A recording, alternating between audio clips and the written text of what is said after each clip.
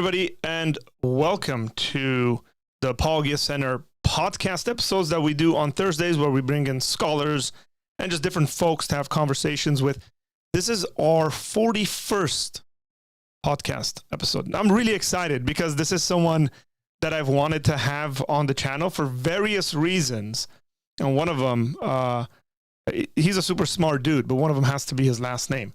So I don't get to have many people who are Armenian who end up coming on the show, and we have these conversations. Especially, they would have to be Armenians who are in the theology space, and then Armenians who are also in the philosophy space.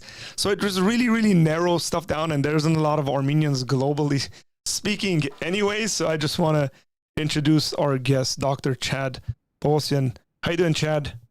Yeah, I'm doing great. Thanks for having me on today.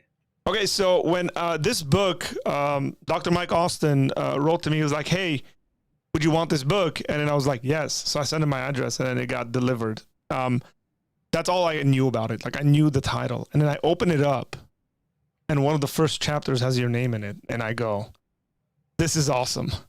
I'm really looking forward to this now, even more. So for those who are interested, this is what the book looks like. I like the title. I like the title and the cover, generally speaking. They did a great job with it. Yeah. If this doesn't like make you turn, if you're like walking by a bunch of books and then you see this, it doesn't make you turn around and look twice. You're not very attentive, I would say. We're gonna be talking about conspiracy theories, and then as I was going through it, just going through the content, not only was yours one of the first ones in the order, but it was also one that I was like, oh, I like this. This is definitely something we need to speak about. So, but before we get into that, because I think you got a lot of cool stuff to say. Let's speak about kind of your educational journey, what that's looked like for you, and Sure. And then we do this because we want people to have some wisdom in regards to, especially those who are on the beginning of their educational journey. We just want to say, hey, we're here. We know what it's like, but this is what you should like realistically expect, instead of just in dreamland and saying, yeah, I'm going to go get a PhD and I'm going to get a bunch of degrees and stuff like that. So you have a Bachelor of Arts in Counseling. That's right. You have an MA in Biblical Studies, an MA in Philosophy of Religion and Ethics from Talbot School of Theology. And it was just funny how we met. We'll talk about that a little bit. Sure. But and then you have another MA from the University of Arkansas in philosophy, and a PhD from the University of Arkansas. How long did it take you to do this? There's so much that could be said there, but I don't want this to take over your podcast. But I've heard all the jokes about being in school too long, being a career student. And, I got to say this at front, what's ironic about that, I get a little weirded out every time someone wants to read all that, because as you said at the beginning, it's really important to be informed about the academic world and what you're heading into. And hindsight's 2020, and there are so many things I wish I had known at 19, 20, 21 about college that I don't think I really could have known. Neither of my parents went to college, and so my dad is the son of Armenian immigrants, and my mom is the daughter of non-Armenian immigrants. And so their attitude was go to college, do better for yourself. And then when I wanted to go to grad school, I was at the mercy of influences like mentors, and my parents were like, we don't know what to tell you, just do your research and make a decision, and we support you. And so I think I say that to say I'm not embarrassed by this schooling I've had, but I would have done at least one less degree, maybe two. And I think some of that is because I had insecurities about being able to cut it in grad school. As odd as that will sound to people, this is a little talked about fact among academics, that there's a lot of insecurity among us. Imposter syndrome, we call it. Like, we're worried that we're actually way dumber than people think we are. And that certainly was me. And I was always a good student when I wanted to be, but I constantly was comparing myself to the who I thought was the smartest in the room. And I thought, I'm not that person. There's no way I can go to grad school. And then, good, I think, voices prevailed and encouraged me. And so I went, and it was a very long time. So the first master's was 2 years after, or 2 years beyond a 4-year undergrad. The second master's took me 3. It probably could have been done in 2, but I was full-time youth in youth ministry at the same time I was doing that, engaged to be married. And then kind of the PhD program, in short, at Arkansas, the way they do it there that's different than other American PhDs in philosophy is a lot of PhDs you apply to the PhD program and it's a self-contained degree, and that could be anywhere from 4 to 6 years, 7 years, depending on how long it takes you to write your dissertation. At Arkansas, the PhD and masters are separate degrees. And I applied to the PhD because I had a master's from Biola. But due to some of my transcripts and prior education, the other degrees you mentioned, there were just some gaps there, perceived gaps by the university. And so they transferred in some units and then asked me to do a master's there, which I did. And I wrote a thesis on virtue ethics. And then, so that was like 2 years. And then I did the PhD in 4 there. So it was a long time. How do you calculate that? What's that, like 15? Like too many. Yeah. Your dissertation was on what?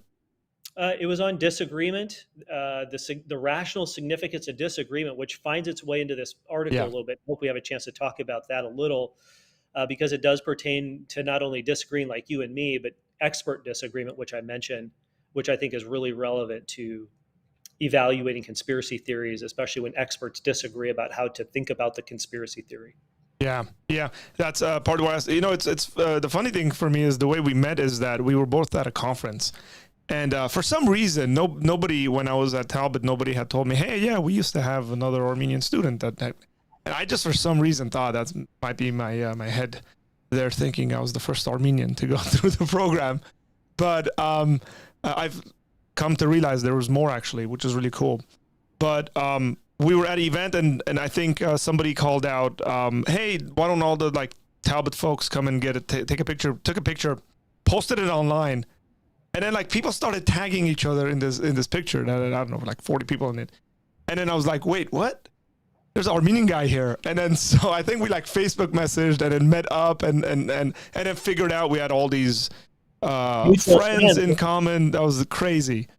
Yeah, no, it's very cool.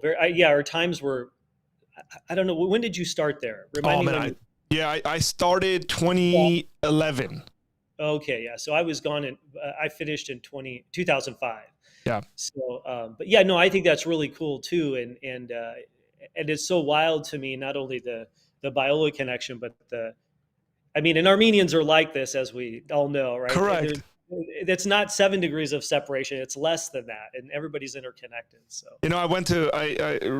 last week I went to a meeting with my wife's students. She teaches English, and so a lot of them are new.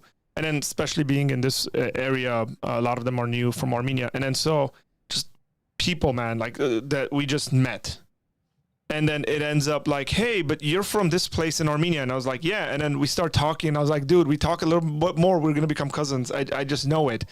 And then this guy shows up. And I was like, wait, you look very familiar. Ends up and then my wife was like, I can, from where to where do we end up just knowing people at this gathering? It's just like that. It's like a big giant family. And then one of the cool things, and I think this is probably true of a lot of ethnic minorities that are also small in number, is that we cheer on other people's successes in life. And it's really cool to see that. It's hey, yeah, this guy went and did X, Y, and Z, or even wrote a book. Today or yesterday, one of my friends in our group was hey, this Armenian guy was put as the head of some major company, and it's we don't know who it is, but it's yes. I know, I love that. Just a real quick. I don't know what your viewership is like in terms of Armenians, but I grew up in Iowa, and that's where my dad's family essentially planted roots, and of course, being out here in California for however many years now, people are like, what? Armenians in Iowa? And I'm like, well, it was kind of as simple as, well, they landed in Chicago, which is 3.5 hours from where I grew up. There's a small community there. And then my grandparents basically had an arranged marriage because it's like, well, you survived the genocide, you survived the genocide, you need to get together and have children. And that's where they were. There were lots of, jobs for people who could not speak English. And my grandfather was one of them. He was a janitor essentially, doing what he could to get provide for my dad's family. But I grew up there not knowing, obviously not speaking Armenian and not knowing much about my Armenian heritage, but always wanting to know and starting to seek that out, like in high school by doing reports and things. And I bring that up to say it's interesting. When I moved to Fresno, California, well, to California the first time, but to Fresno in 1999, it was like not only the surprise that there were Armenians from the Midwest, it was that I became family, to Yeah. people, like you said, and all of a sudden I had all these people that were in my corner and had networks with other Armenians that I would have not otherwise had. And it's a lot. I tell people it's a lot like the Jewish community, where when you've got something like a genocide narrative. I think not only being ethnic and small as a minority, but when you have a genocide narrative where you've literally had to survive as a people, there's something intangible about people's willingness to draw together to support one another, regardless of other differences, political and religious and otherwise, but just because it's, hey, you're Armenian, I'm Armenian, let's go eat, Yeah, and correct. it's all good. So, anyway. Yeah, very true. And there's a PhD right there, ladies and gentlemen. If anybody wants to work in within that area of ethnic minorities and genocide survival, and I generally call that like a survivalistic mentality, where you just go, we've beat the odds and we're going to continue to beat the odds. Here you are as the grandchild of genocide survivors, the United States, thriving, right? You've accomplished things that maybe for your grandparents they wouldn't have even kind of pictured or even seen that. And that in my opinion, that goes to say a number of things about the United States and its system, as regardless of what the issues there might be, but the reality is that you can actually have that and accomplish that generations down. And so I want to because we're going to talk a little bit of politics and the American system and stuff like that as we move into this. So I recently read your paper on this, and I've changed the title a little bit for the purposes of this podcast. No problem. But you titled this, "Is it always wrong to believe a conspiracy theory?" First and foremost, why that title? Why come at it from that angle? And then we'll move on with some of the arguments you give. Yeah, great. A great place to start. So one is, there are two reasons I entitled it that. One is personal, and one is I think what I think is part of the pulse, the cultural pulse I sense related to this topic. Personally, I was one who has always been uncomfortable with conspiracies, and I wouldn't call myself a skeptic by nature, but I have a healthy sense of skepticism. I've always resisted going along with a crowd. I don't like being told what to do or what to believe. I grew up in a really kind of fundamentalist version of Christianity, which was very had a control element to it, and there was no freedom to ask questions. And any sense of that rubs me the wrong way. Any misuse or abuse of power, whether it's religious or political, it cuts against every fiber of my being. Okay, so with conspiracies, then it just seems fishy to me, and so I always thought that's just kind of a dirty word. It's like a four-letter word to me, and so to be accused of believing a conspiracy is to say something bad about a person. And so to give a theological connection for some of your listeners, in the late 90s, a book came out by a philosopher named Dallas Willard, who taught at USC for 30-something years, called The Divine Conspiracy. And the first time I saw this book, I thought, that's a terrible title for a theology book. Why would you say that, But then as I read the book, and that's now in my top 10 books of all time, both in terms of influence, and I just think everybody should read. It's just a wonderful book. And Yeah, there you go. I, I, I've led classes on it. Yeah, it's always in reaching distance for me. that was a seed to help change my mind that that was a bad word, to be honest with Mm, you. And his, just real quick, a sentence or two, what his basic idea of that book is that, and this is in my paper too, that the divine conspiracy in a nutshell is that you've got the, the Trinitarian God of Christianity. That's what's most real behind everything that's brought about this world out of the goodness and beauty of his being, out of the love of God, so to speak, and wants to be an ongoing relationship with the humans he's made. But we've kind of messed it up. And but he's made a way to repair that, right? To repair the broken relationship between God and humans. And but this is a behind the scenes thing. It started out behind the scenes, so there's a hidden element to it. It's not all immediately obvious. Let's say there's some things that could be obvious, and then other things that are kind of hidden, and there are explanations for why it's hidden. But God is working behind the scenes to overcome evil with good and to repair the brokenness that's a result of sin and the fall and all these sorts of things. But it's not just that. And one of the things that why I think Willard is so important is he believes that there's totally available evidence that's salient. Okay, and I'll explain some of those terms today. We've got a body of publicly available evidence that any person who wants to look into it can discover and know, not just believe, but know that the divine conspiracy is true. Now, I want to pause there because that's a mouthful, but it's important. yeah. So, if we've got some things that are hidden behind the scenes going on that we're unaware of or not immediately aware of, but there can be immediately direct evidence that that's going on, and I can know it's true. That implies that at least some conspiracies maybe or could be true, even if I don't currently think they're true. And so that is one thing that began to help change my mind, that maybe I needed to reconsider what my understanding of what a conspiracy or conspiracy theory is and where the lines are to carve up the territory of which ones are, or how I would know if one is rational to believe, could be true, is false out of hand, instead of just dismissing them all out of hand because it seems like a bad word to me. Yeah. So, and I think, so real quick, and I think culturally that I think that's the sort of carving up we need to do, because one swath of our society is going, conspiracies are just bad and crazy, don't believe them. And another, I think, segment is just like, well, yeah, but they're happening, so let's just believe whichever one comes down the pike. And I think we need to navigate a middle way to go, well, yeah, there are some really crazy things that people are espousing. They shouldn't believe those, and there are good reasons not to believe them. But that doesn't mean we should dismiss all of them out of hand, because, in fact, probably all of us believe some conspiracies that have turned out to be true. Correct.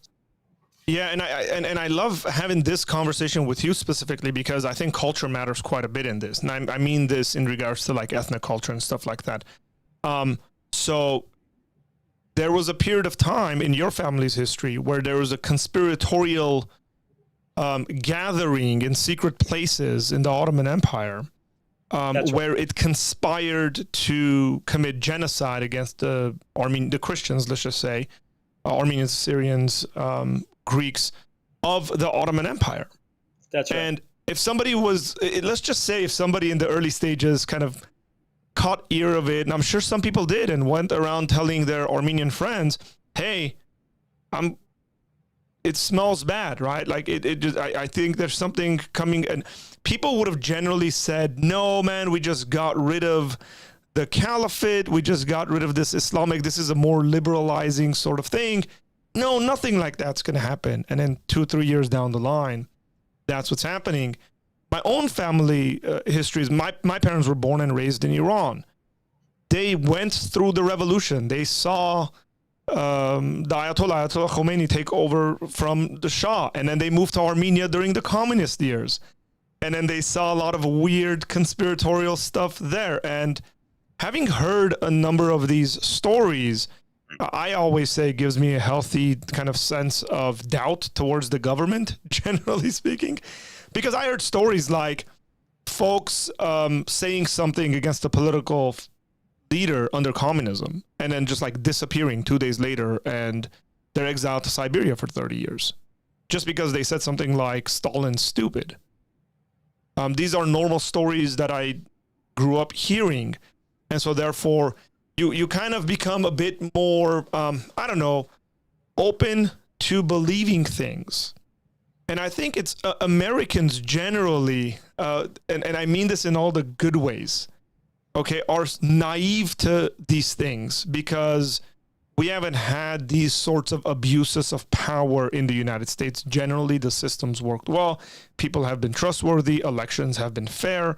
But again, and we'll get into some conspiracies about elections and all that stuff. I want our viewers to know that we're not trying to figure out and take sides of this conspiracy is true as opposed to this other one, but rather on how to rationally think through these things where you don't just go yes to every single conspiracy theory that comes up and you don't say no to everything that comes up just because it has the word conspiracy in it. And one of the things I really liked about the beginning of this chapter is you set out 5 conspiracy theories, and they're kind of like strangely different from one another. And then we'll talk about number 5 because that like really caught me. I was like, ooh, I can't believe he put this one within that. That was purposeful. Yeah, and it was this. It was number 1, the United States government orchestrated the attacks of 9/11. If you just put 9/11 government on YouTube, you're going to come across many videos, right? And anybody can do that. Number 2, the Russian government interfered with the 2016 U.S. elections. And you're kind of hitting, I think, the political spectrums here in these examples you're giving. I like that. Number 3, a cabal of Satan worshipping pedophiles running a global child sex trafficking ring is plotting against Donald Trump, who is battling them. Number 4, accusations that President Clinton had sexual relations with a subordinate is the result of a vast right-wing conspiracy. That's just hilarious to me because it's like, hey, it happened. So, it's a claim. It's out there. Yeah. And then number 5, this is the one that I bracketed and I was like, ooh, this is nice. There exists a benevolent, tri-personal God who is advancing his good and beautiful kingdom through his son, Jesus Christ of Nazareth, or Jesus of Nazareth. Jesus invites all wayward humans to follow him and become conspirators. That's interesting. To become co-conspirators with him to overcome evil with good. So the Christian conspiracy has the divine conspiracy. But there's also, maybe we can comment on this, the negative aspect of this, right? Like the earliest story, the alternate story, you could say, of the empty tomb is the disciples stole his body. That's an accusation of a conspiracy that's brought upon by the opposition to Jesus' disciples claiming that he rose from the dead. So I suppose we can be familiar with this, and we can even look at whether that is a reasonable claim or unreasonable claim. Would it have been easier to respond to that? What are your thoughts specifically when it comes to the empty tomb on this? Okay, but I'm going to answer that, but let me say something that got sort of that fired in my brain when I was listening to you. Sure. that ties to that. Okay, so one of the things I really want for your listeners and everybody, and for my paper and for this volume that I contributed to, is to really hear today. You'll hear me say this word, I think, a few times. Is I want to be a part of helping people, myself included, become the kind of person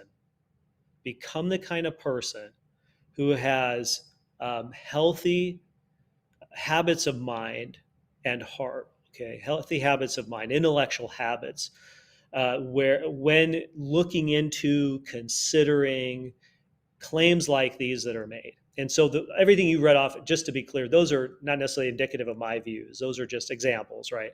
So I want to become and help people become the kinds of persons who can evaluate these things and listen to them, not be afraid by them and just tune out and, go the other way, not just embrace them at, face value, but learn to ask good questions, learn to question yourself even what you think. And that takes some honest work and hard work, and that's not a bad thing. And so I want to say that. And so when it comes to things like even the empty tomb, The other thing I would say here is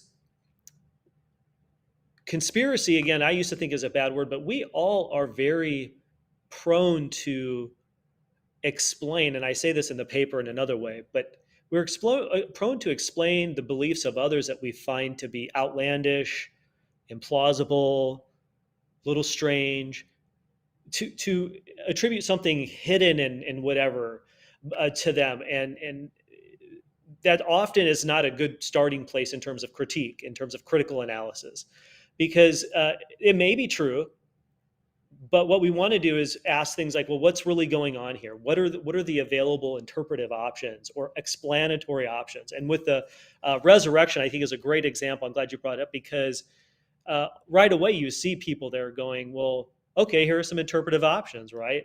The disciples are telling the truth, and Jesus of Nazareth rose to dead like he had predicted. Uh, they're lying. They're they're lying, and they stole his body. They're lying and they really hallucinated. That's another explanatory option. And so, okay, let's get those on the table, I want to say, but then ask, well, what's going by way of evidence to support any of those interpretive options to explain what, this purported event? And I think it's important for us to welcome that, right? To go, okay, Yeah. well, let's ask for the evidence for those. But yeah, it's easy, I think, to see that people of all walks of life really do believe things where there's some hidden element, and that's already in the territory of believing a conspiracy. And so uh, I think that's why we need to welcome this conversation, not just turn it off as like, for wackos that we think, or people we think are wackos, that Yeah, even people. tinfoil hat kind of sort of stuff.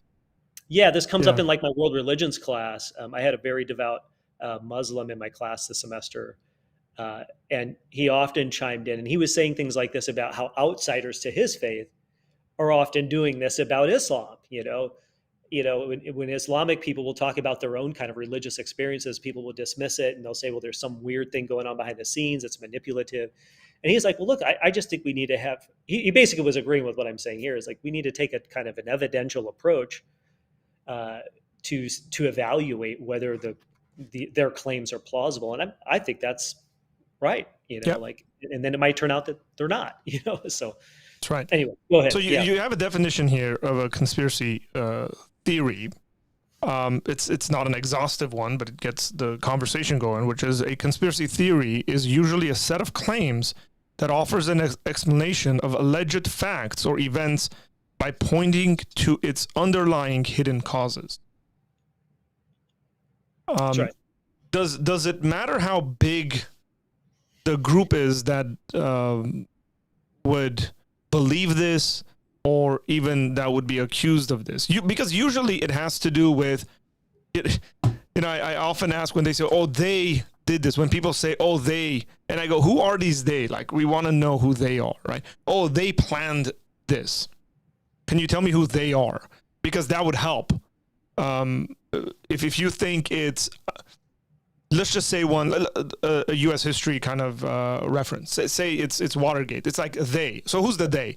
Well, Nixon and his inner circle. Now we know who to talk to and how to go about that. But if the they is always left as this, I don't know, metaphysical kind of thingy that's out there, it doesn't really help much. Yeah, what I'd want to say there is, I'm inclined to think that if they is vague, I can't specify it, at least with some level of clarity, who the group is. And by group, I mean more than one person, right? So two or more. If the group, and I think if the group is too big, that tends to undermine credence that there's a conspiracy going on, because the larger the group is, the harder it is for people to conspire. They fall apart really quickly. And so I think that needs to be said. So for conspiracy to have any rational grounds, I think right out of the gate, so the example I mentioned of the right-wing conspiracy, that's such a large group, people in this country who identify as right-wingers. And it's so vague that it doesn't get going, right, as we say. And so I think the same thing, with some of the ones that in the most recent election, the larger the group is and the more vague it is, I think rationally it's pretty quickly undermined, just that you don't have a specific enough group. So that needs to be said. So we have to specify. I think you're right. It was hilarious. The other day, I'm sorry, but last Go Sunday, ahead. I was sitting next to a guy, and he turned to me. He was a fairly new Christian believer, and he said, "What do you think about flat Earth stuff?" And I was Uh-huh. like, "I don't take that stuff seriously, and exegetically, I think it's very problematic." And then I say, when these people make accusations, like, "Oh, these planets are," I said, I know people that have worked. I actually had a classmate in high school that worked on um, the one of the Mars rovers. Like, he was a part of that whole system that created it, sent it. I know other Christian individuals that have worked um, for NASA and connected to NASA. And then when somebody makes a comment like, "Oh, NASA is there's a conspiracy. You can't trust anything they say," and then you can just give an example of, "Well, hey, I know this Christian individual who's I have no reason to doubt to be a part of like this kind of cabal of stuff," and immediately the conversation just went like, "Well, yeah, that's a good point. I should think about that more." So if I can slow that down right there, the point you're making is really important about some things I think we're going to keep getting into that are in my paper. Again, if we're going to be the kinds of people who hear and evaluate these claims responsibly and rationally, we have to be able to tell apart different kinds of evidence. Okay, is it possible that NASA is misleading us? Sure, that's possible. That's logically possible. Yeah. Is it possible that there's some Kabbalistic thing going on? Sure, that's a possibility. But we want to move from possibility to a likelihood. And I think what you said, right, when I have a firsthand direct encounter with an expert that I have no reason to distrust, that raises the likelihood of the alternate explanation, right? That, let's say the flat Earth theory is bogus or something, and it brings down the possibility of, you know, that there's, some conspiratorial explanation. And I think that's really important to think about because uh, some people are really good at coming up with possibilities, philosophers are, for example.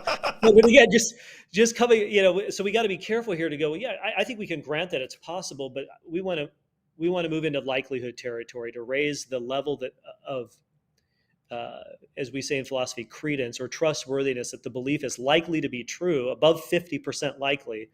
And so we need stronger evidence, and just mere possible evidence tends to be weaker, whereas direct evidence from an expert or a testimony of an expert tends to raise it higher. So we need to keep that in mind. Okay. You make a point here in there's a section titled "Why do some dismiss conspiracies as irrational?" Let me backtrack here, because you approach it in a very rational sense. It says, this is a larger section I'm going to read. Okay, so you're quoting William Rowe, the amongst philosophers, very famous atheist philosopher, who is probably one of the most fair atheists I've read on these subjects. So that William Rowe has argued for a view called friendly atheism, where atheists should view theists as rational but wrong about their theistic beliefs. After he considers all the relevant evidence, he sees how theists arrive at belief in God.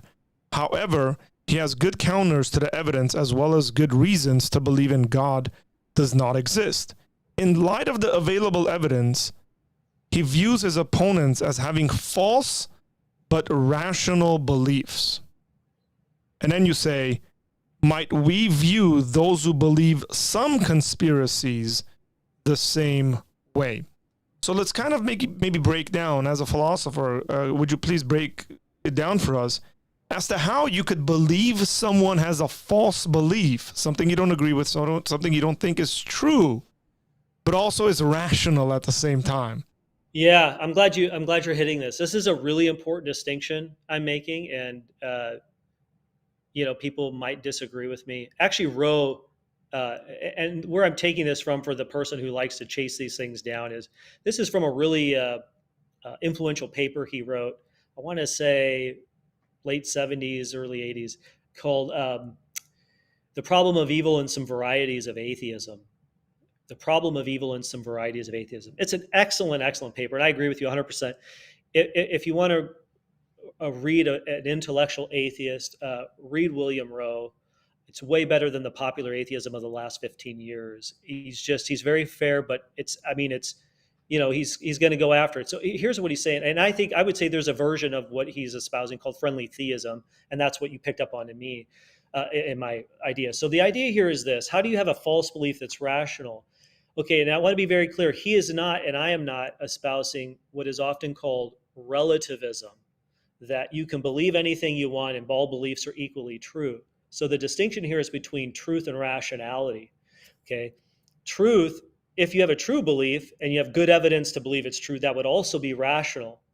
But what he's saying, and I agree with him on this, is that you could believe some things and actually have good reasons to believe it. And you even have responses to the people that have objections to your reasons for believing it. But as you said earlier, at the meta level, and maybe you're unaware of this, it's actually a false belief. You don't know it, okay? But because you believe it's true based on the evidence you have. And so I look at you and go, okay, Arthur's got really good evidence to believe that there is no God. I think I have good critiques of all those arguments. I think I have good responses to the problem, different varieties of the problem of evil. But I don't think he's an irrational person. I think he's believing on the basis of the evidence that he has. And so there's almost like a principle of credulity here, right? I'm trusting, I'm giving you a benefit of the doubt that you're doing the best you can with the evidence you have. And I believe that you arrive at a false conclusion. That's how I maintain objectivity, right? I believe there's only one true belief on this subject. But I think that I have to believe that you're wrong, that you have a false belief. You just don't know it yet. And that's what Rowe is saying about theists. And so you can be irrational. Here, let me give you a non-theoretical example. Yeah. Let's suppose I'm flying down to LA to see you, and my plane goes down in the ocean. And unfortunate for my family, they get bad news that the rescue team has gone out and they find no known survivors. But unbeknownst to them, I'm out there floating around in the ocean. They just haven't found me yet. I've got my life vest on, and I'm like whatever Tom Hanks in that one movie that was terribly long and boring. Anyway, sorry Tom, I like you. You're a good actor. Anyways, so I'm out there floating. I have a perfectly rational belief that I'm alive, but my family has a perfectly rational belief that I'm dead because these experts who they trust and who have done their due diligence as best as they know have come back and said there are no known survivors. So that's, I think, a really tangible example to say my family is rational, but they have a false belief. They just don't know it yet. They're forming their belief of my not surviving on the basis of good available evidence, publicly available evidence. It's not a conspiracy or anything like this. And so we both have rational beliefs, but one of us is wrong. Now, later, that's going to be resolved, hopefully, when I'm hopefully found. And then they come to change their belief based on the new evidence that sort of changes the evidential picture for them. Yeah. And Rowe is saying that the theism-atheism debate is like that. It is really that what we have going on, even though we're at a standstill intellectually, both parties have, that is, thoughtful people have good evidence, but either party has to look at the other one as being mistaken, but it should see them as reasonable. They're doing their best based on what they have before them. Does that help a little bit? Feel free to press on that. No, it does, because this immediately leads to this conversation about experts. Okay. Yes. And then the methodology in which we use to come to know truth. One of the things that I think people should understand is that we don't really use the same method in every situation. That's right. And then there's also an aspect of like real time figuring out situation. We probably saw this with the COVID stuff, and we'll probably have better data, better examples, kind of more rational, a lot, fear is not a matter, X, Y, and Z for all sides, right? It's just, you're going to have a better way of figuring out what's happened, what hasn't happened, and all that. One of the things that I dislike the most is reading, and I think they're kind of clickbaity, but it's like, experts say they've discovered X, Y, and Z in a certain field. Now, if that's a field I'm really used to, say it's like theology and biblical studies or something like that, and then I see Time magazine around Easter time running an article that says experts have found the XYZ of Jesus or something. Experts found the historical Jesus. This is real stuff I'm talking about. It happens all the time, almost every year. My immediate reaction, by the way, is just very skeptical to those experts, because every single time, and this has to do with my testimony, I guess, with those articles, I look at it, it's some expert who already doesn't believe, and is grabbing onto this theologically fringe idea that's not new. That's probably been around for 150 years or so, and then trying to push it forward on the populace. And I go, okay, yeah, we've known about that. We've had the conversation, done the literature reading. We know what's going on. But it's when you bring two experts who know their subjects well, who are in the same field, and then who disagree, being able to reason through what both of those people are saying without calling one of them a name or somehow dismissing what they're saying, because this is what I've often seen, is they just get dismissed based on this one thing. Oh, you voted for so-and-so, therefore, like, we can't trust you. And it's like, oh, come on, right? So how do we reason through this? And and this is more of an epistemological question. It's the way we access information and how we know things. You have two experts who are telling you two different things. Yeah. So this is great. And again, I do want to just register for listeners that there are different ways that philosophers like myself who think about these things, think about expert testimony and how to evaluate it. So I'll give you my take, but I think there's a balance here. So I'm not inclined to think that simply because any expert says X, I should believe X, right? Simply because they just said it and they're an expert with a PhD. And that applies to me too. And that's because I think we should trust experts, but what that trust looks like, I guess, is still that the listener should be equipped to ask questions, and questions should be welcome, okay, even if they're not of the same training, okay? So this is all backdrop, so I'm going to lead up to it. And then, but I do think in balance with that, that can go too far into where a person basically thinks, well, I don't have to listen to an expert at all. Who are they, right? Who's Dr. Fauci? Who's this religious scholar? So I think that goes too far. That's not what I'm saying. But I am saying that simply because religious scholar so-and-so says something, that doesn't mean that right away you need to change your belief. You should look into why are they saying it? What is their research? And then, of course, if you're not equipped to evaluate it, then you're going to have to rely on other experts who are in that field, right? And then that's what I mean when I say the totally available evidence. You owe it to yourself to consider other experts in that field if you yourself are not properly trained. Okay, so if you're not trained, you should listen to the experts, is what I'm saying. But you should have a diversity of viewpoints in your body of evidence. Okay, so let's go back to COVID, and I'm not going to go off or anything here. I think this is a really important example, at least from our experience here. We have lots of friends who are medical doctors. Okay, this is going back like 2020, 2021. Mm-hmm. They've gone to roughly the same level of med schools, accredited UC type med schools. They work in hospitals, big name hospitals in town. And this is one of the things that never ceased amazing me through that whole like shutdown period and everything else. There were people who, with this training in just our friend network, that disagreed about what to do about the COVID vaccine, how to think about it, and not just whether to get it and whether people should get it. Generally, it was whether people should be made to get it or lose their job or lose access to certain public goods.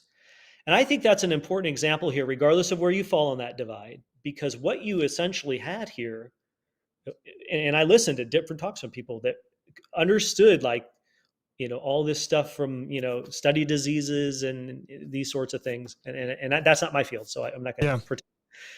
But I'm smart enough to listen to them, and I'm going, oh my goodness, you've got this doctor of 20 years saying they're generally in favor of vaccines, but they're skeptical about this one. And you've got this one going, well, they're on the, they're listening to the Dr. Fauci. He's the expert nationally, and so we should just trust him.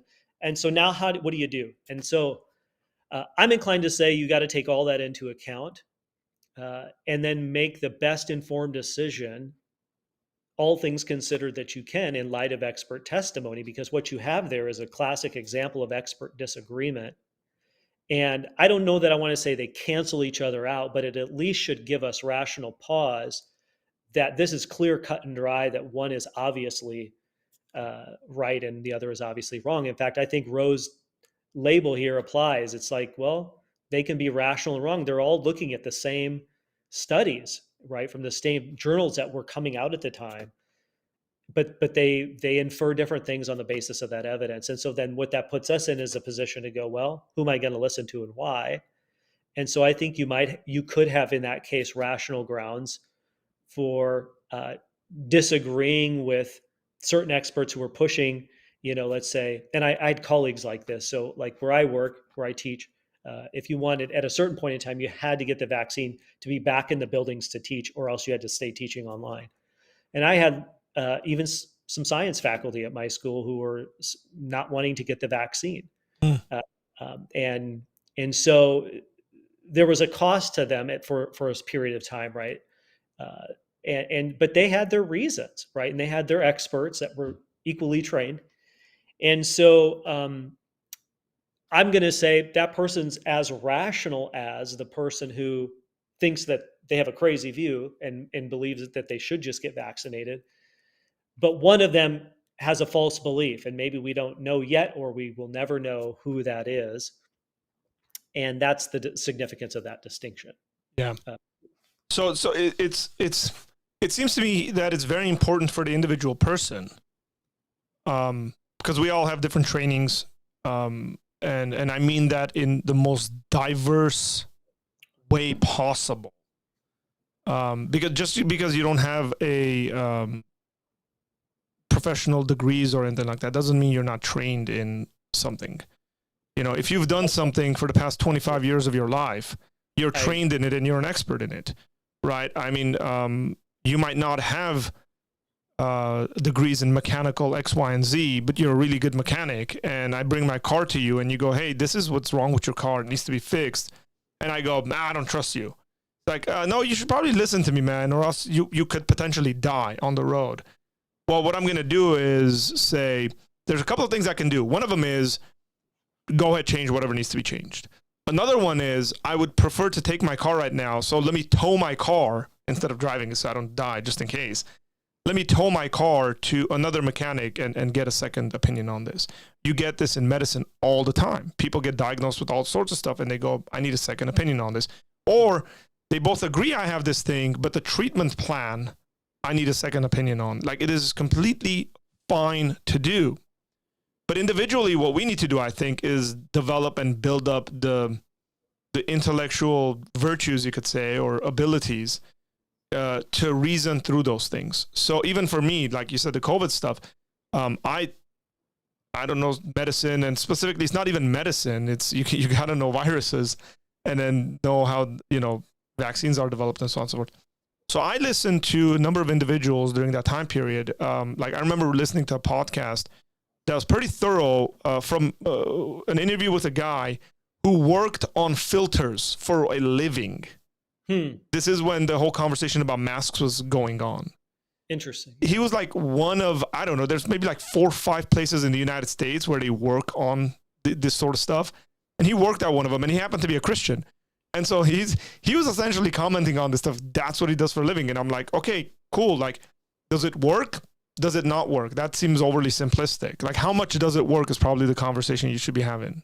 And what works and what's better than others. So I listen to this and try to get informed on it and then come up with a rational case. Or I have, like you said, doctor friends who were researching, thinking, writing about this stuff, and were sending me things saying, hey, we're generally in favor of this, but you should take into consideration your age, your health, this, like all these other factors, and then helping me come to a informed decision. Because in reality, this has to do with a good amount of this stuff had to do with people's livelihoods and loss of jobs and X, Y, and Z. So how do we develop that?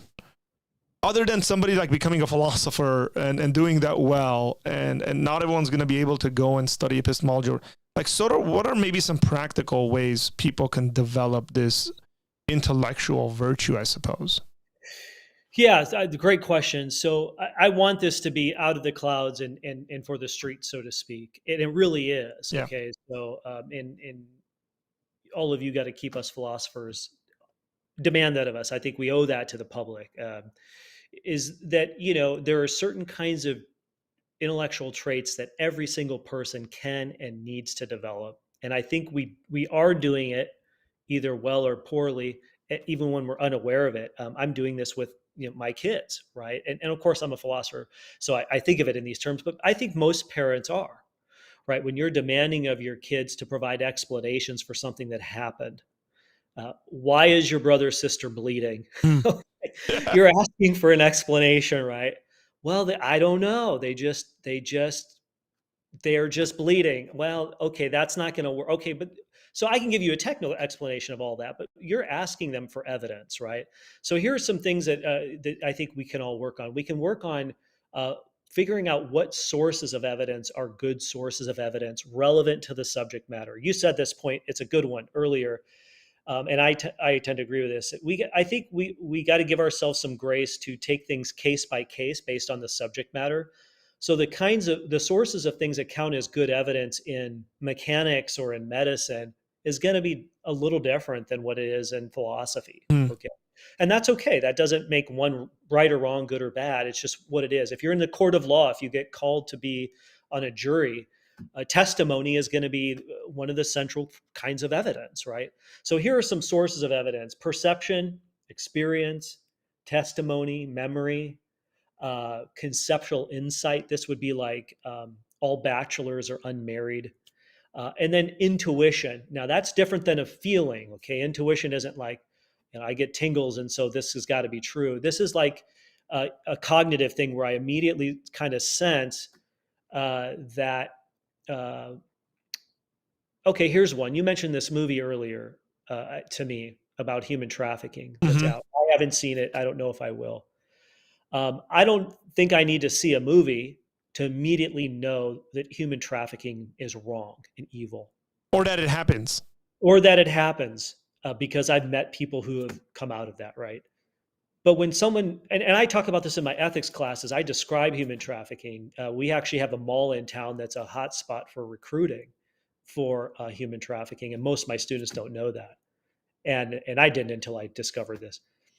And certain gangs in town will lure especially young women and throw lots of money, buy them fancy things and this sort of thing, to lure them into relationships. And then they flip the script a few weeks later and say, well, you owe me now. You have to start turning tricks Oh, to wow. pay back, right? Or else they're going to kill their family, this kind of thing. And I get a little bit emotional just talking about it in my classes, because it's, I have 2 young children, and it's terrible. But what I'm doing there, I would say most people, is I've just described it. I've never seen it go down. I don't need to see Liam Neeson's movies or whoever's movies to just immediately go, that's wrong. No one should be manipulated like that. No one should be forced against their will, coerced to provide sexual favors, etc. And that's I think, morally speaking, a cognitive intuition where you immediately know. You don't need a huge body of evidence to infer that, or immediately know that even. So those are sources of evidence. So now I want to know. So back to your original question, whether I'm evaluating a conspiracy theory or what to think about the COVID vaccine, I want to ask myself, well, what kinds of evidence should I seek out here to evaluate this and to form my belief? Well, if it's medical stuff, since I'm not a doctor, even if I was a doctor, you're going to look at research. You're going to talk to other doctors, so that's testimony. You're going to probably work from your experiential base as a practitioner. If you're not a doctor, right, I'm going to rely on the experts, and I'm going to rely on comparing experts and this sort of thing. If I'm evaluating claims about the resurrection, you mentioned this earlier, I'm going to ask questions like, well, historically, what was going on there? What historical evidence do I have? What testimonial evidence do I have? You mentioned motivation. What motivations do the various scholars have that could be driving their interpretations of the evidence? Okay, that's a really important one. I don't think that's sufficient to rule out an expert opinion, but we do need to be aware of our own motivations. And let me just, as an aside, say this. So the sources of evidence I gave are really good, but some negative sources of belief formation would include wishful thinking. I really Mm. want this to be true. So I'm going to go try to find a bunch of things to support my wanting it to be true, to say it's true. We do this with, this is where people go wrong with conspiracies, in my opinion. One way they go wrong. Well, I really don't trust the government, so I'm going to go find reasons to distrust them. So I'm going to ask my auntie or my uncle, and well, hey, I trust them, and so I'm going to go with what auntie says. And it's like, well, nothing against your aunt or your uncle, but they're not the relevant source of evidence. It's likely they're not the relevant source of testimony, right, on this. And so we got to check our motives at the door, so to speak, to figure out, well, is it wishful thinking? Is it am I just sort of shooting from the hip and I'm taking a blind leap? That would be what we call a cognitive defect. Is it? And we mean that in a non-insulting way, right? We Yeah. mean that Yes. those processes I'm going through that are not reliable or trustworthy. So I want to have good sources of evidence, avoid unreliable sources that tend to not get true beliefs, like wishful thinking, gut reactions, emotional reasoning. So cognitive behavioral therapy, maybe some of your listeners, I've been through therapy, and cognitive behavioral therapy, your therapist will help you go, well, hey, you're catastrophizing there. There are other options here. Maybe you're misreading that person, and that's why you feel the way you feel. And so you want to not be engaged in emotional reasoning. You want to try to take the rational evidence and evaluate it. So here are some virtues. Learn to be careful with the evidence. Go slow it down. Be diverse with your evidence. I mentioned that earlier. Learn to be honest with what your motivations are. Learn to self-correct and let others correct you. So intellectual humility. Mike Austin, one of the co-editors of this volume, has a book coming out on this. Mhm. And, I can't say enough about, and Christians especially need to be able to go, I have reasons to believe that this is true, but there's a percentage where it's possible that I'm wrong. I don't think there's any harm in saying that. In fact, I was talking to a former colleague on the phone earlier today. He reminded me I said this in a class where he was an instructional assistant to me, and I think I said something like, I think I'm 90 something percent sure, right, based on the evidence that this is true. But it's possible that I could be wrong, right? I could be missing something. I'm a fallible human being. So I think we need to be open to that, whether it's conspiracy theories, our beliefs about vaccines, our political beliefs. For sure, we need to have more intellectual humility than we typically see in our culture, and just admit that you could be. That's not saying you are wrong. That's just saying, well, I'm open to what Arthur has to say back to me. I want to hear his critique because I can take it like, a big boy here and Yeah. not get reactive. So this comes up quite a bit on my channel as I have conversations with folks in the chat. One of them is, well, Arthur, you could be wrong. So why aren't you agnostic on the subject? Let's just presupposing God's existence here is what we're talking about. And I go, well, the mere possibility of me being wrong, it could be that I'm wrong, doesn't necessarily mean I take a stance of I'm not going to make a decision. How do you go around that? Great. So I touch on this a little bit in the paper too. So agnosticism, another thing we talk about is withholding judgment on a belief is another way to say it. I'm withholding, saying I believe it or disbelieve it. It's somewhere in between. So I'm going to try to give a marker for people. Imagine your beliefs coming on a spectrum of 0 to 100, in terms of 0 being it's all the way false for certain, 100 being it's all the way true for certain. Agnosticism is like 50-50 in the middle. It's like a coin toss. You don't have enough evidence to tip the scales in either direction in favor of truth or falsity. It could be either one. And I think this applies to the conspiracy topic because I think sometimes what people have is they do have counterbalancing evidence that the conspiracy claim or theory is not true, but they ignore it or dismiss it, and Hmm. that's unhealthy. And if they were to take it seriously, it probably would push them to withhold judgment, which is agnosticism.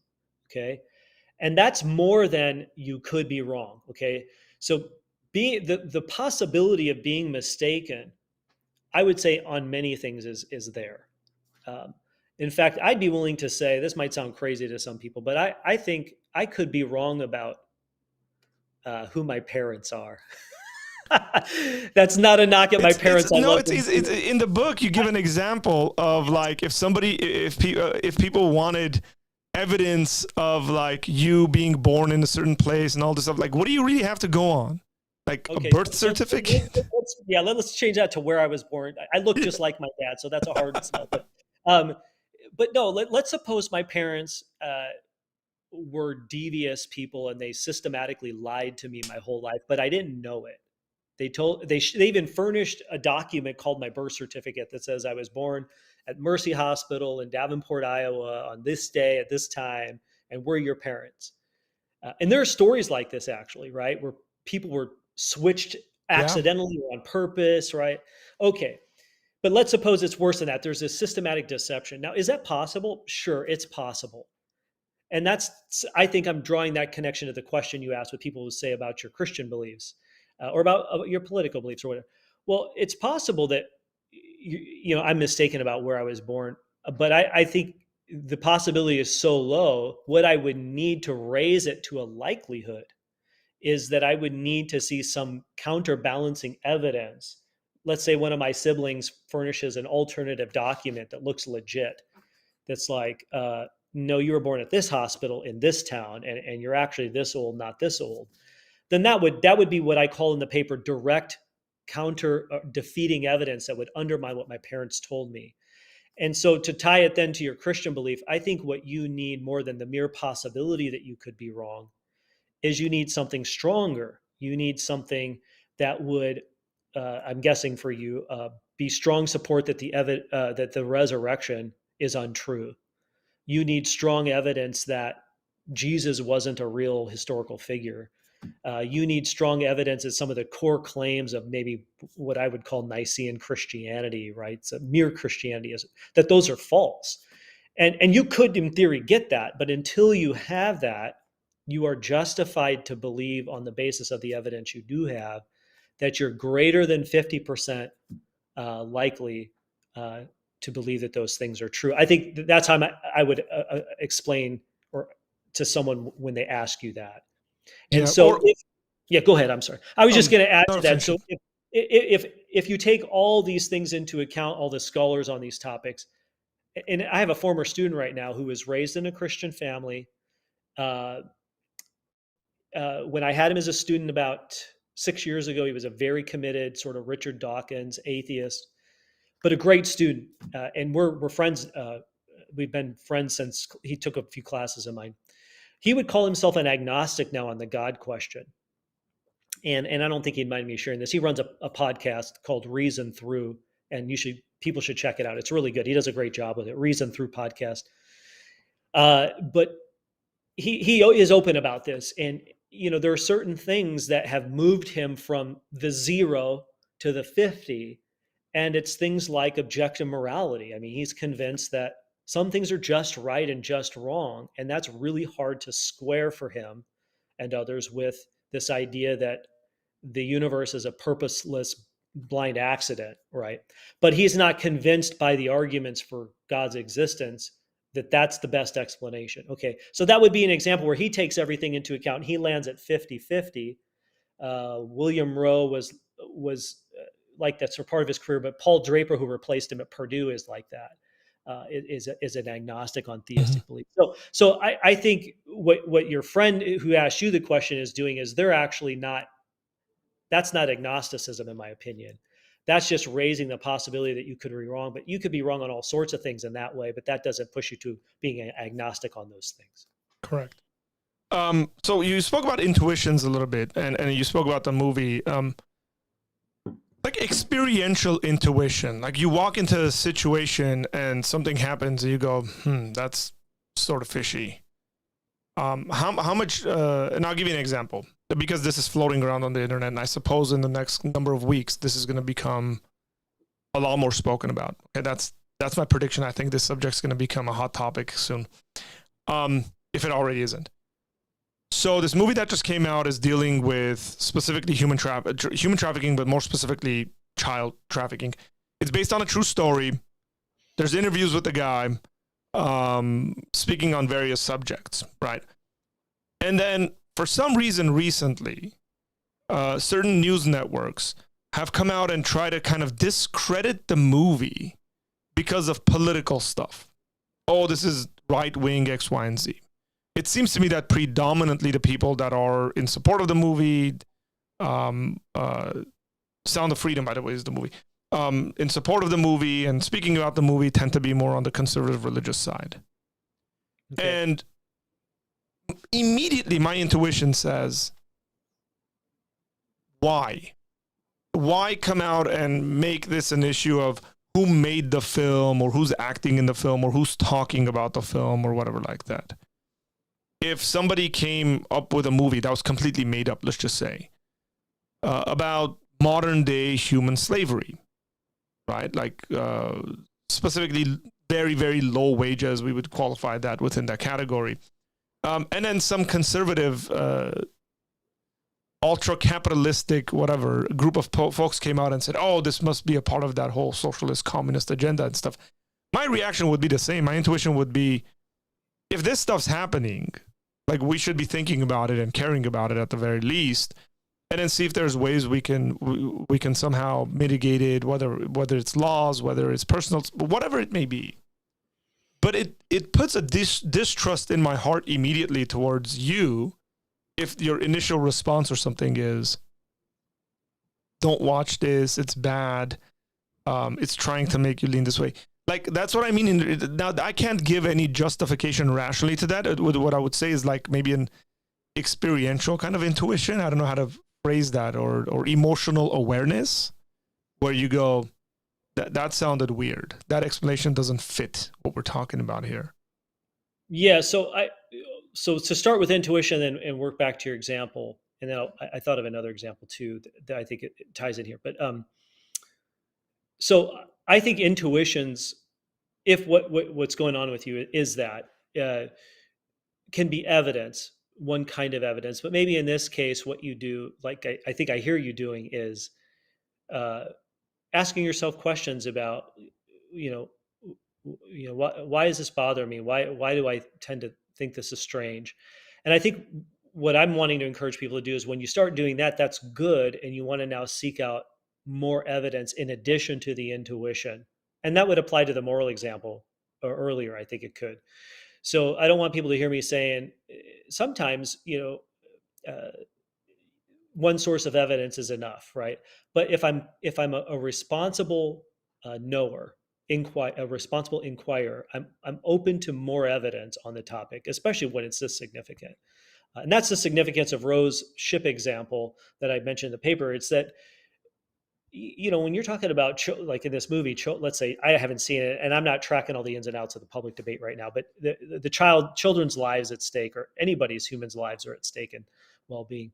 I agree with you. I think one of the things that I'm so disheartened about in our current social, political climate is, number one, how politicized everything becomes, and number two, political dismissiveness is so unhealthy. It happens on both sides of the political aisle across the spectrum.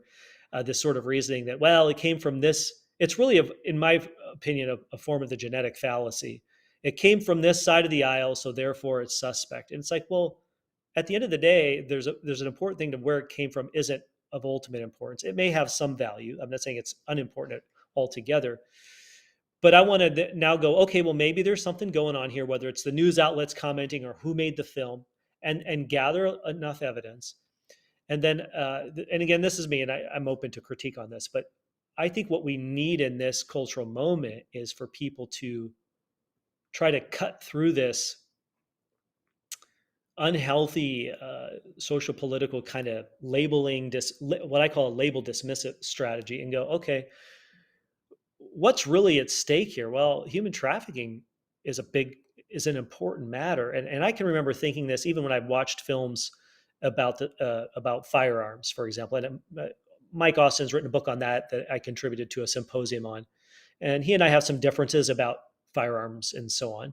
I grew up around that stuff in the Midwest, but I'm very conscientious and concerned about things like mass shootings and these Yes. sorts of things, without going off into that topic. But I brought that up to say I've watched lots of films that have been created by people who would be politically in a different place than me on that issue. Uh, but I think it would be irresponsible to go, well, it was made by someone who's in a different place than me, so I'm going to just dismiss it out of hand. That's ignoring evidence, because I think the matter is so important, both in terms of whether it's self-defense and national defense, but also in terms of how do we think as a society in a healthy way about these things.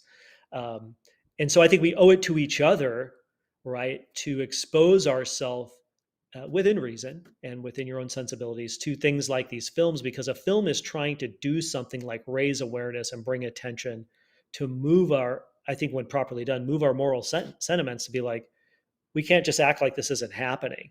And that doesn't matter whether you're a Republican or a Democrat. Correct. You got to care about that this is happening. And so, yeah, you could, hate the actors and whoever produced it at the end, but care about the issue. And I think we've lost that sort of common ground that you see, I think, on display with people as diverse as Cornel West and Robert George, who are dear friends, but are like on opposite sides of so many issues. And it's like, well, they're going, we got to share this idea that we're committed to common, civic virtues, and looking out for the dignity of the person is one Yeah. of the things we got to pursue together. Anyway, sorry, that was a little long, but Yeah. No. It's great. It's very helpful, because I think part of the problem is social media. And as someone who spends yeah, quite a bit of time on social media, this is what I don't like about social media, is that anybody can opinionate themselves on anything. Anything can get cut out and shared. And like, you got to be responsible. And I try to do this to the best of my abilities. When I see a clip of an interview and I go, so I go try to find the actual interview and see kind of the context surrounding the conversation, whether that's being used properly or not. And the other thing, the philosopher in me immediately says kind of like, I want to be like Socrates and just question everything, right? It's like, oh, we got democracy. And then it's like, well, hey, it could very quickly turn into this totalitarian thing. Just because it hasn't doesn't mean it's not, or it won't.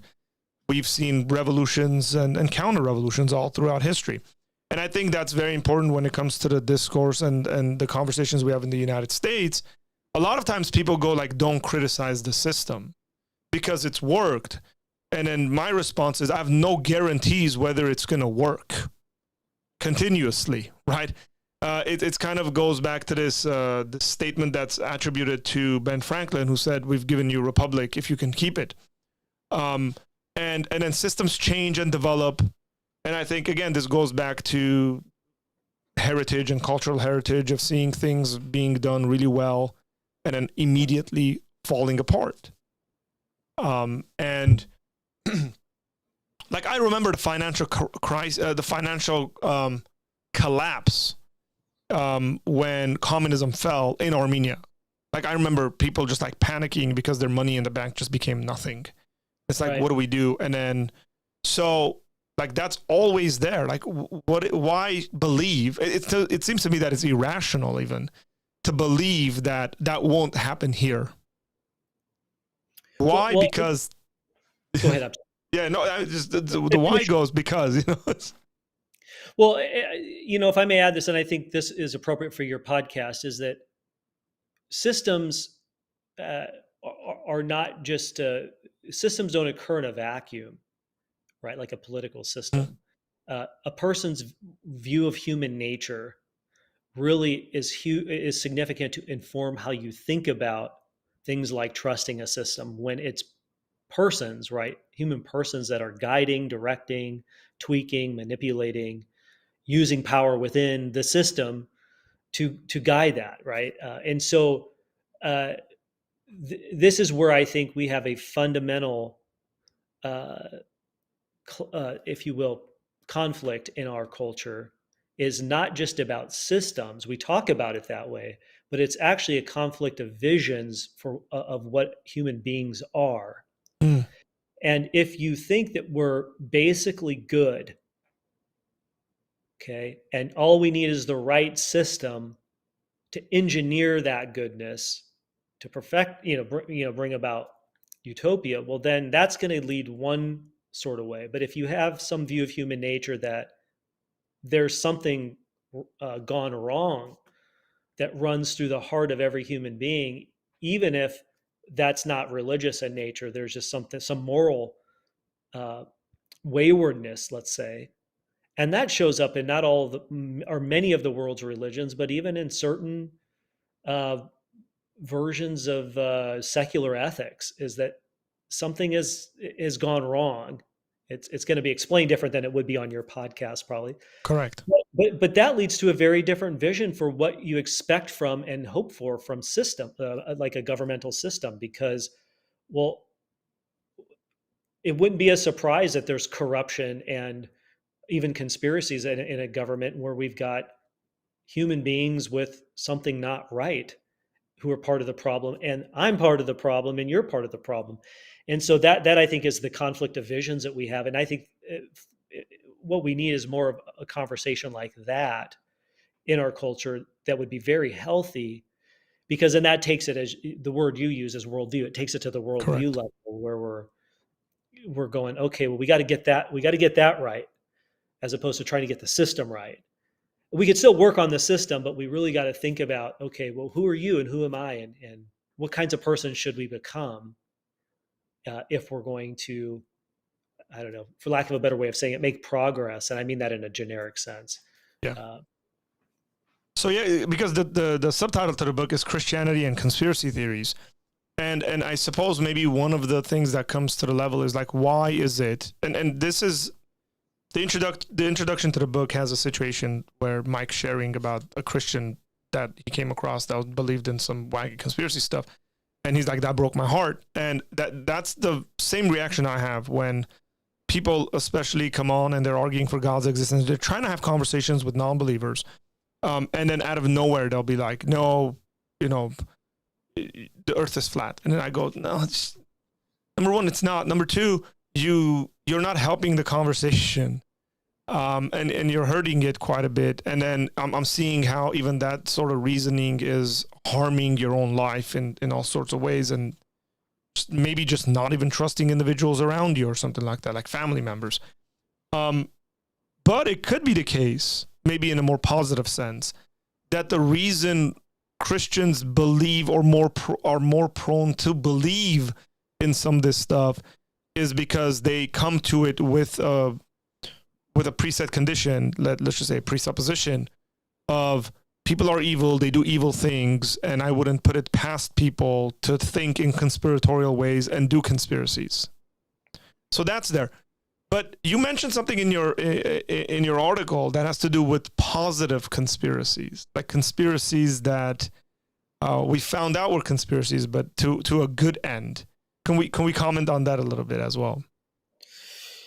Yeah, so I'm going to open this up so I don't misspeak here. Yeah, one of the ones I reference is, let me see if I can find it here. So the African National Congress conspired for decades to bring down the apartheid. So this would be one where, and this is for me anecdotally has helped change my mind about. Well, this is just the conspiracies are the bogeyman in the room, so to speak. Is that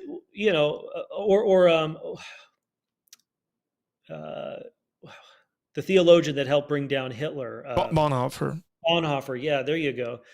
So again, I want to be careful to not just say that conspiring is always wrong. Sometimes you have to, wisdom, a wise person sometimes has to do things secretively, bring about what's good. In the case of Bonhoeffer, he was a pacifist, so he wasn't going to assassinate Hitler.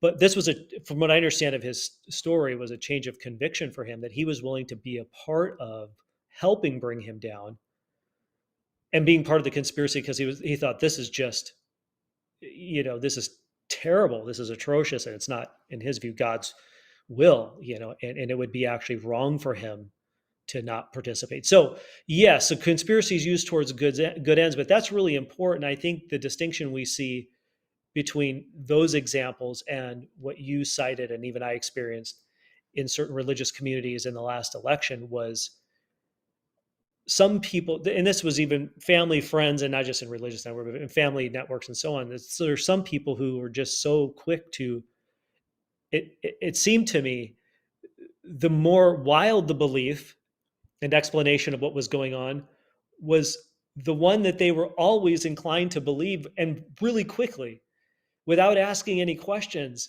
And I remember in one family conversation, one family member saying to another, in so many words, why is it that you always have to pick the ones that are like the wildest ones? And family members can say that to each other, right? So over a dinner. And so, but it was a fair question, because there was a consistent pattern there. And I think the person that they were calling out is a good person. I think their heart is good. I'm not a psychologist, and so I don't know all the motivations, but I think one thing that we need to say, particularly in our religious communities, is that uh, I think fear is a very big factor. Mm. As people who are religious integrate their religious beliefs with political beliefs, there's a lot of fear that certain things that are unwanted are going to occur if my person doesn't get voted in.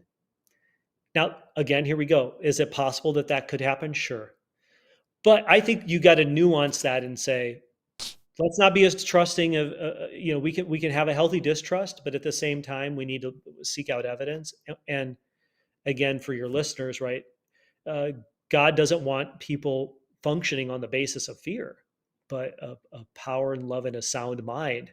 And so fear can, and I've done this in my own life, it can make you do and believe all sorts of strange and unhealthy things. And so I think this is why we have to be embedded in a community and not just go at it alone. I need people to go like, okay, like Chad, what's really driving this? It's not just that it's a conspiracy belief. It's that you seem so worked up about things that there's this sense of loss of control, and like and this is your way to get it back. And I think if we could have those kinds of conversations in our communities and in our families, but also, be open to that, maybe the conspiracy theory being espoused has some evidence going for it, and so that there's an even handedness. I think that would be healthy for all parties involved. So I don't know if that. Yeah. Agreed. I think so. I want to thank you for coming on. And the book again is called QAnon, Chaos and the Cross: Christianity and Conspiracy Theories, and it's edited by Michael Austin and Gregory Bach. Mike Austin's been on the podcast. I'm going to have him on as well, but I want to go through some of the contributors in there, because the subjects are just wonderful. The link to this, by the way, is in the description box, folks, if anybody wants to purchase it. And I think just because of the nature of conversations, even if you're not a Christian, you would benefit from this. The other thing I would say is I was thoroughly surprised and happy at the academic level of this book. For some reason, I didn't expect it to be a more academic book, but it is a more academic book, and I'm enjoying it. It's not too academic where you just kind of get lost, right? Like you were saying, bring it down to the streets. But it is well researched and cited, and people who are speaking, the authors in the book, are all pretty well researched themselves, and you get all your citations, everything is there. So highly recommended. Chad, I want to thank you for agreeing to come on and do this. It's been a pleasure, brother. Yeah, thank you for having me. And I just want to say real quick that the tone, I agreed to contribute to this on the condition that the tone was an effort to help people. It's not an effort to bash anybody. And so for those who might be a little skeptical, like, oh, I just don't want to hear about this stuff anymore, the tone really is to open a discussion. And so I want to encourage people to check it out. and to approach it that way. That's the desire of all the contributors, to just invite you into a discussion and become a better person, more sound mind and more wisdom. Amen. Thanks. Folks, I want to thank you guys for tuning in and just listening to this. If you're watching the replay or listening to this on whatever podcast platform you are, I want to thank you and continue supporting the work that we're doing here at Apologia Center. Take care. God bless you guys, and I will see you later.